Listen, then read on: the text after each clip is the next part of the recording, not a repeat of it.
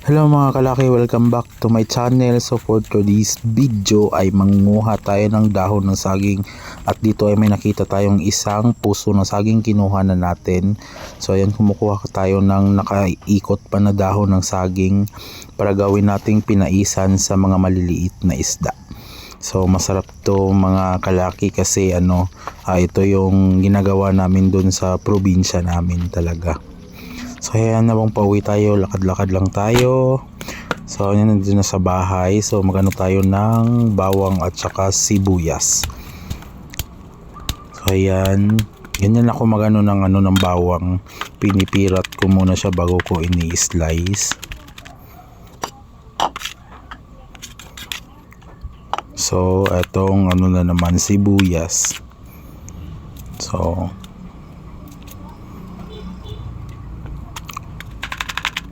binibilis-bilisan ko na yung speed ng pag-edit ko para madaling matapos. So ayan, so ito yun na yung dahon ng saging. So ganito ko siya ginagawa, pinuputol-putol ko, tapos binubuklat ko, kinukuha ko.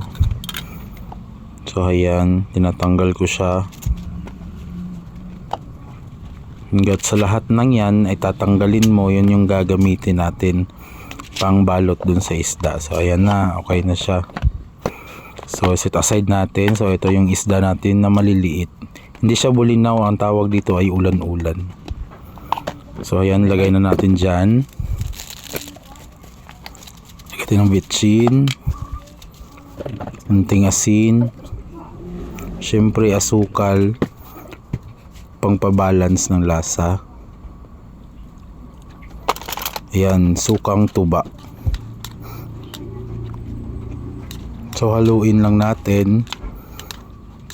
So ayan, pag nahalo na natin, dyan na tayo mag-start na ibabalot na natin siya sa dahon ng saging. So ganito ko siya binabalot. So maglagay ka lang, tapos tupiin mo, tapos ikutin mo hanggat sa matabunan siya na full coverage. So ayan, so ulit-ulitin lang yung proseso hanggat sa matapos. So ayan mga kalaki, tapos na. So ilagay na natin sa ating lalagyan sa para lulutuin na natin.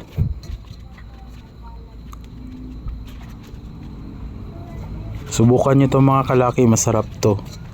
Kahit isdang bulinaw yung maliliit, pwede din yun. Pero mas gusto ko lasa nitong isda na ulan-ulan. Tapos ilagay natin yung sabaw or yung suka. Yan, tapos na. Tapos pakukuluan natin yan. So heto na yung finished product. So ayun lang. Bye bye.